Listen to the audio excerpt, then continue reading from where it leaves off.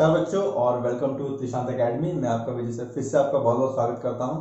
आज का जो हमारा चैप्टर है वो है क्लास 11th का फर्स्ट चैप्टर जो कि है सेट्स बच्चों, और पार्ट 4 में आपका स्वागत है जो कि सेट्स का पार्ट 4 है। ऑलरेडी पार्ट जो 3 पार्ट है मैं अपलोड कर चुका हूं। इसके जो लास्ट पार्ट है उसमें हम लॉस के बारे में डिस्कस करेंगे और कुछ प्रॉब्लम्स देखेंगे। ठीक है, तो लॉज में सबसे पहले आता है कम्यूटेटिव लॉ। कम्यूटेटिव लॉ ये कहता है कि अगर हम कोई भी सेट है उनको अगर इंटरचेंज कर दें, मींस ए यूनियन बी या फिर ए इंटरसेक्शन बी, उनको अगर हम प्लेस को इंटरचेंज कर दें तो उनकी जो यूनियन की जो प्रॉपर्टी उस पर कोई फर्क नहीं पड़ेगा। Means A union B will be equal to B union A. ठीक है, वैसे A intersection B equal to B intersection A होगा, हमेशा होगा। एग्जाम्पल के लिए हम लेते हैं दो सेट जिनकी रियल वैल्यूज लेते हैं। ठीक है, एक सेट है a इक्वल टू 2,3 और एक सेट है b इक्वल टू 4,2। तो सबसे पहले हम निकालते हैं a union b। a union b क्या होता है? और कॉम्बिनेशन ऑफ ऑल सेट और जो रिपीट हो रहे हैं उनको एक बार लेना है। ठीक है, कॉमन लेना है। जैसे इसमें 2 रिपीट हो रहा है, बाकी सारे सेम आ जाएंगे 2,3,4। ये a यूनियन b होगा। वैसे ही सेम b यूनियन a क्या होगा? b यूनियन a मतलब 4,2 कॉमन है 2,3 जो कि सेम वैल्यू है। Means a union b will be equal to b union a। Same to same क्या होगा? a intersection b। a intersection b क्या होगा? a इंटरसेक्शन b जो इसमें कॉमन है वही लिखा जाएगा। क्या है कॉमन? 2, सिर्फ 2 वैल्यू आएगी। वहीं b इंटरसेक्शन a क्या होगा? सेम 2 कॉमन है 2 वैल्यू लिखी जाएगी। That means A intersection B equal to B intersection A and A union B equal to B union A। ये क्या होता है? कॉम्यूटेटिव लॉ होता है। ठीक है, किसका? सेट्स का। नेक्स्ट आते हैं एसोसिएटिव लॉ। तो सेकंड लॉ है एसोसिएटिव लॉ। एसोसिएटिव लॉ ये कहता है कि अगर कोई 3 सेट है, ठीक है, A union B union C should be equal to A union B union C। Means फर्क कहां है? ब्रैकेट का फर्क है। मीन्स पहले हमने दो किसी सेट का यूनियन कर दिया जो कि तीसरे सेट के यूनियन से जो वैल्यू आएंगी वही सेम वैल्यू आएंगी अगर हम पहले सेट का यूनियन दूसरी दो सेट के कॉम्बिनेशन से करते हैं, यूनियन से करते हैं। ठीक है, सेम इंटरसेक्शन के लिए भी यही वैलिड है। अगर आपको सीधी सीधी चीजें अगर इसको समझना है तो आपका दो तरीके, या तो आप सीधे सीधे वैल्यूज ले लो और एलएचएस और आरएचएस में पुट अप कर दो, आपको अपने आप इक्वालिटी पता चल जाएगी। या फिर आप वेन डायग्राम से भी उसको समझ सकते हो। तो हम सबसे पहले लेते हैं एलएचएस। एलएचएस क्या है? ए यूनियन बी ब्रैकेट में यूनियन सी। इसकी वैल्यू कितनी आएगी? देखिए ए यूनियन बी क्या आएगा? A union B equal to क्या होगा? यहां पर ए यूनियन बी देख लीजिए, कॉमन वैल्यू क्या आ रही है? 3 आ रही है, बाकी सब सेम रहेंगी। क्या है? 1, 2, 3, 4। ये ए यूनियन बी आया। ठीक है, ए यूनियन बी क्या हुआ? इतनी वैल्यू की जगह हमने ये वैल्यू रख दी और इसके साथ यूनियन सी। सी क्या है? 3,7। ठीक है, तो इतनी वैल्यू यूनियन इतनी वैल्यू, मतलब ये वैल्यू और ये वैल्यू का कॉमन क्या आ जाएगा आंसर?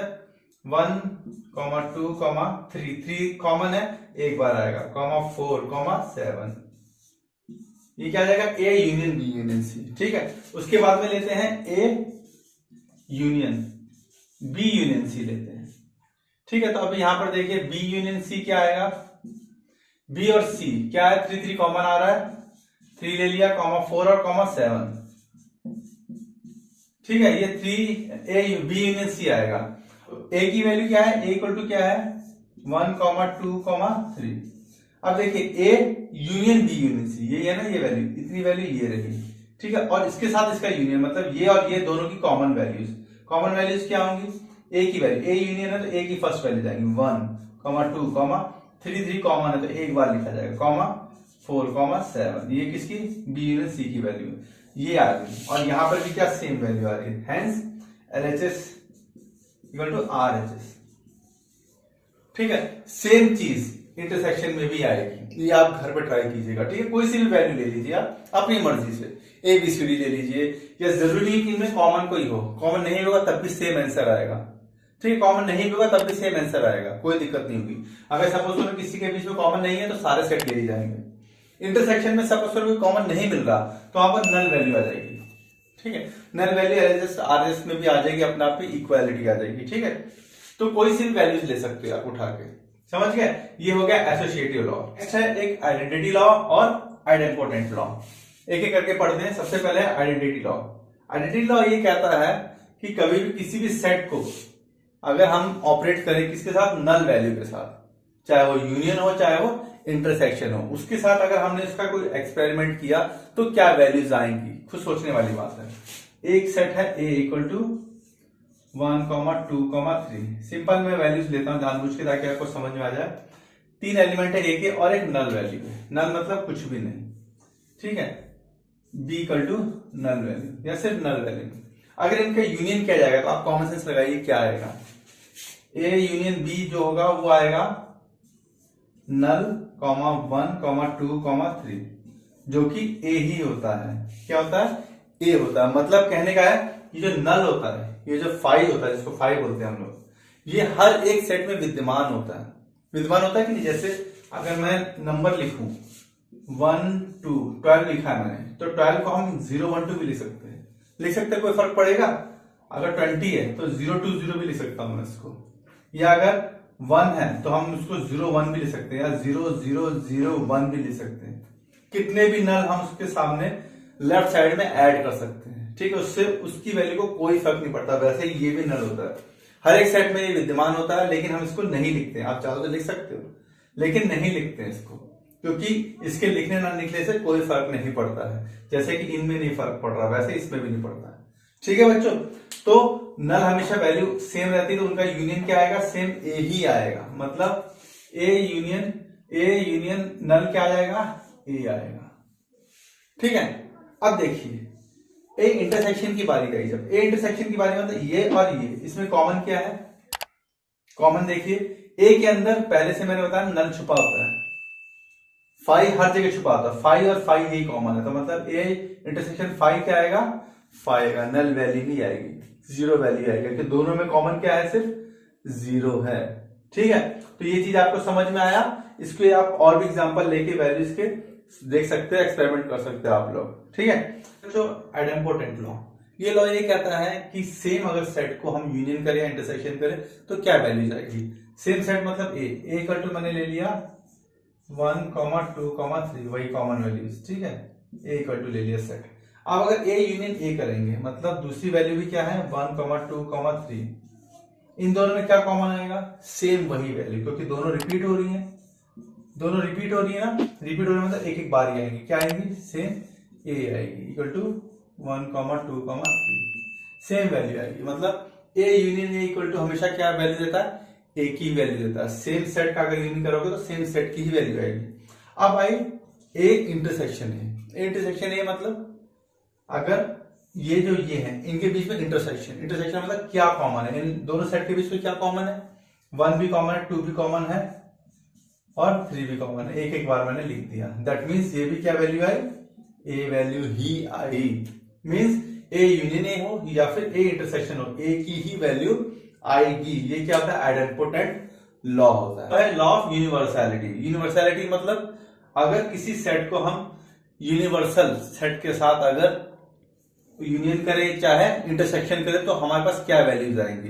तो ये जो लॉज हैं आपको कोई रटने की या इससे रिलेटेड क्वेश्चन नहीं आता, इसके इंप्लीमेंटेशन आते हैं। मतलब आपको पता होना चाहिए कि अगर किसी दो सेट के बीच में ऐसे ऐसे ऑपरेशन किए जाएं तो हमें क्या वैल्यूज मिलेंगी, जिसको हम क्वेश्चंस में लगा सकते हैं, अप्लाई कर सकते हैं, ठीक है। तो यूनिवर्सल एक यूनिवर्सल सेट है। यूनिवर्सल सेट जानते हो ना क्या होता है? Set of all elements. मतलब अगर n है, नेचुरल नंबर्स हैं, तो सारे नेचुरल नंबर u में आएंगे। मतलब u इक्वल टू क्या आ जाएगा? 1, 2, 3 अप टू इंफिनिटी, ठीक है। और ए सेट है वो क्या हमने ले लिया? सिर्फ 1, 2, 3 ले लिया, ठीक है। दो सेट ले लिए, एक यूनिवर्सल सेट है और एक ए सेट है। तो हम यूनिवर्सल सेट यूनियन ए करेंगे। मतलब ये यूनियन मतलब जो वैल्यूज कॉमन आ रही है वो एक ही वाली लिखी जाएंगी, बाकी सारी वैल्यू लिखनी पड़ेगी। दैट मीन्स क्या आएगा? 1, 2, 3 ये तो कॉमन आगे एक वाली लिखते हैं, 4 अप टू इन्फिनिटी तक को लिखना ही पड़ेगा हमें, क्योंकि यूनियन है। दैट मीन्स ये किसके बराबर होगा? यू के ही बराबर होगा। इसका मतलब यूनिवर्सल का अगर यूनियन करें किसी भी सेट के साथ, सिर्फ इसके साथ किसी भी सेट के साथ सेम टाइप ऑफ एलिमेंट में, तो क्या आएगा, यू ही आएगा हमेशा। ठीक है, क्योंकि यूनिवर्सल सेट में सब कुछ आ जाता है। जब सब कुछ आ जा रहा है तो फिर जाहिर सी बात है यूनिवर्सल सेट ही बराबर आएगा। इसके बाद में लेते हैं यूनिवर्सल सेट का, अगर हम इंटरसेक्शन करें एक के सेट के साथ, मतलब इसमें और इसमें दोनों में जो सिर्फ कॉमन है वो अगर लें तो कॉमन क्या है इसमें, सिर्फ यही वैल्यूज है, ओनली यही वैल्यूज है। दैट मीन्स क्या होगा, 1, 2, 3, ये किसके बराबर होगा, ए इंटरसेक्शन यूनिवर्सल सेट के साथ में। दैट मीन्स ये वैल्यू किसकी है, ए की वैल्यू है। ठीक है, इसका मतलब यूनिवर्सल सेट का इंटरसेक्शन ए के साथ करेंगे तो ए ही आएगा हमारे पास। ठीक है, सिर्फ ए आएगा क्योंकि ए ही कॉमन आ रहा है, बाकी चीज हमें छोड़ना पड़ेगा मजबूरी में। समझ गए, तो ये चीज समझ में आ गई। ये यूनियन किसके बराबर होगा, यूनिवर्सल सेट के बराबर होगा, और इंटरसेक्शन उस पर्टिकुलर सेट के बराबर होगा। ये क्या होता है, लॉ ऑफ यूनिवर्सैलिटी। ठीक है, अब इसके बाद जो लास्ट लॉ है जो कि बहुत इंपॉर्टेंट लॉ है, उसको कहते हैं लॉ ऑफ डिस्ट्रीब्यूशन। ठीक है, डिस्ट्रीब्यूटिव लॉ उसको कहते हैं, जो कि काफी इंपॉर्टेंट है, काफी जगह यूज होता है वो। ठीक है, तो चलिए देखते हैं उसको। नेक्स्ट है बच्चों डिस्ट्रीब्यूटिव लॉ। ठीक है, अभी तक हमने प्रीवियस ऑपरेशंस क्या क्या देखे थे, A union B union C. ठीक है, इन्हीं के बीच में हमने सेम टाइप ऑफ यूनियन, इनके बीच में ऑपरेशन चल रहा था, बट हमने अभी क्या किया, कॉम्बिनेशन कर दिया। मींस अब हमने ट्राई किया कि भाई अगर हम ए लेते हैं उसका इंटरसेक्शन बी यूनियन सी के साथ करते हैं तो क्या वैल्यू आती है। ठीक है, तो ये प्रैक्टिकली एक्सपेरिमेंटेड था। जिन लोगों ने भी इसका लॉ निकाला है उन्होंने इस सेट एग्जांपल लिए और देखा कि किस में इक्वालिटी आ रही है, उसके हिसाब से उन्होंने लॉ बनाया। ये सेम लॉ किस पे काम करता है, एक्स ए प्लस बी, सेम इसी के साथ सेम यही वैल्यू ये देता है। ठीक है, मतलब x इंटू मतलब इंटरसेक्शन, प्लस मतलब यूनियन। ठीक है, अब देखिए क्या इसकी वैल्यू होती है, एक्स ए प्लस एक्स बी, यही आती है, मतलब x into A plus X into B. तो इंटू का मतलब क्या है, इंटरसेक्शन, और प्लस का मतलब क्या है, यूनियन। सेम वही वैल्यू यहां पर भी आप अप्लाई कर दीजिए। x मतलब ए इंटू मतलब इंटरसेक्शन क्या है, बी। ठीक है, फिर क्या है, प्लस है, प्लस मतलब यूनियन क्या आएगा, ए इंटरसेक्शन सी। ठीक है, ये वैल्यू हमारे सामने आ जाएगी, A intersection B union A intersection C. Same इसी लॉ पे काम करेगा। ठीक है, अभी कैसे प्रूव हुआ, लोगों ने बहुत जिन्होंने भी ये फॉर्मूला निकाला था बहुत इजीली उन्होंने देखा, ए बी सी की वैल्यूज ली और सीधे पुटअप की एलएचएस में, देखा कि भाई आरएचएस में भी यही एक्सपेरिमेंट करके देख रहे हैं, सेम वही वैल्यू हमारे सामने आ रही है। दैट मीन्स उन्होंने सीधे सीधे इक्वालिटी बना दी। ठीक है, एक बार में नहीं वो सक्सेसफुल हुए, उन्होंने कई बार ट्राई किया। यहाँ पर इसकी जगह यूनियन लिखा, इसकी जगह इंटरसेक्शन लिखा, बहुत सारे चेंजमेंट करने के बाद ये फॉर्मूला उनके सामने आया। तो चलिए वैल्यूज पे पुट करके देखते हैं। तो बच्चों ये लॉ है जो कि अभी आपने पढ़ा है, A intersection B union C. क्या होगा, ए इंटरसेक्शन बी होगा, यूनियन ए इंटरसेक्शन सी होगा, जो कि एक क्या होता है, मल्टीप्लीकेशन वाला लॉ होता है। एक्स ब्रैकेट में ए प्लस बी, मतलब X into A plus X into B, same वही लॉ है, इस पे भी एप्लीकेबल होता है। कैसे होता है देख लीजिए, A intersection B union C, इसको हम सॉल्व करते हैं पहले एलएचएस को। तो इसके लिए हमें क्या करना पड़ेगा, बी यूनियन सी निकालना पड़ेगा सबसे पहले। बी यूनियन सी इसलिए पहले निकालना पड़ेगा कि इसको पहले सॉल्व करेंगे, फिर उसके साथ ए को इंटरसेक्ट कर देंगे। ठीक है, बी यूनियन सी क्या आएगा, बी और सी। देखिए बी क्या है 2, 3 और सी क्या है 2, 4। 2 2 कॉमन तो क्या आएगा 2 3 4, 2, 3, 4। ठीक है, ये बी यूनियन सी आएगा। और ए इक्वल टू क्या है हमारा 1, 2। ठीक है, बी यूनियन सी आया। ठीक है, बी यूनियन सी, तो A intersection B union C. ठीक है, ये वैल्यू और ये वैल्यू, मतलब इस वैल्यू और इस वैल्यू में इंटरसेक्शन, मतलब इनमें जो कॉमन है वो लिखना है हमें। क्या कॉमन है इनमें, सिर्फ 2 कॉमन है। क्या है, 2 कॉमन है, क्योंकि इंटरसेक्शन है। इस वैल्यू और इस वैल्यू में क्या कॉमन है, सिर्फ 2 कॉमन दिख रहा है और कोई कॉमन नहीं। दैट मीन्स 2 वैल्यू आ गई। इंटरसेक्शन बी यूनियन सी की वैल्यू कितनी आ गई, 2 आ गई। अब आरएचएस में देखते हैं, आरएचएस में ए इंटरसेक्शन बी क्या वैल्यू होगी, ए और बी इंटरसेक्शन मतलब इन दोनों में जो कॉमन है सिर्फ वही लिखा जाए। क्या कॉमन है, ओनली 2 कॉमन है। ठीक है, तो क्या आ जाएगी वैल्यू इसकी 2। इसके बाद में ए इंटरसेक्शन सी, ए इंटरसेक्शन सी में देखो क्या क्या कॉमन है, ए और सी क्या कॉमन है इनमें, सिर्फ 2 कॉमन है, तो मैंने 2 ले लिया। ठीक है, ए इंटरसेक्शन बी भी 2 आया, ए इंटरसेक्शन बी भी 2 आया। अब इन दोनों के बीच में यूनियन कर दिया, इन दोनों के बीच में क्या किया, यूनियन कर दिया। मतलब ए इंटरसेक्शन बी ये एक एंटिटी होगी, यूनियन ए इंटरसेक्शन सी ये एक एंटिटी हो गई। मतलब इसमें और इसमें कॉमन, कॉमन क्या है इसमें, 2 ही है, जो कि एक बार लिखा जाएगा, क्या आ जाएगा 2। Hence LHS equal to RHS।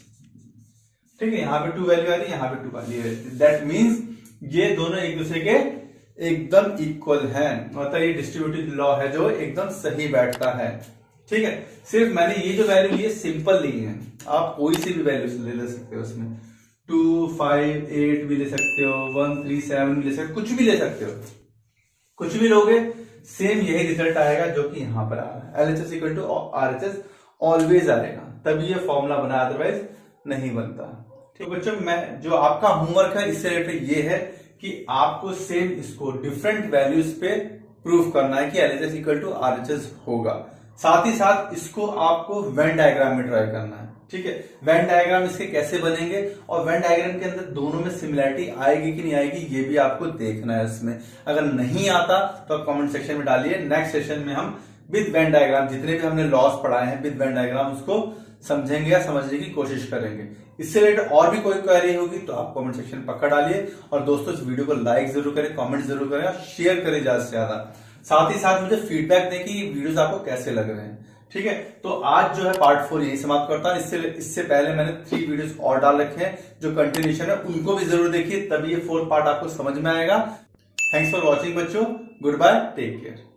चलो बच्चों, चारों पार्ट्स को हम एक बार समराइज कर देते हैं। पार्ट 1 में हमने क्या क्या कवर किया था, what are sets, symbology, forms, ये चीज़ कवर की थी हमने। उसके बाद में जो हमारा पार्ट 2 था, पार्ट 2 में हमने कवर किया था टाइप ऑफ सेट्स, इंटरवल्स और पावर ऑफ सेट्स। ठीक है बच्चों, पार्ट 3 में हमने जो कवर किया था वो था Venn diagram, union, intersection and complement of sets. और बच्चों जो पार्ट 4 है उसमें हमने जो कवर किया है वो है लॉज ऑफ सेट्स, जैसे कि एसोसिएटिव लॉ, डिस्ट्रीब्यूटिव लॉ, जो कि बहुत इंपॉर्टेंट लॉज है। और इसी के साथ जो है हमारे पार्ट 4 के साथ ये सेट जो चैप्टर है 11th क्लास का वो कंप्लीट होता है। इससे रिलेटेड कोई भी आपके सुझाव हो या कमेंट्स या डाउट्स हो वो हमें कमेंट बॉक्स में ज़रूर डालें। तब तक के लिए have a nice day, good bye.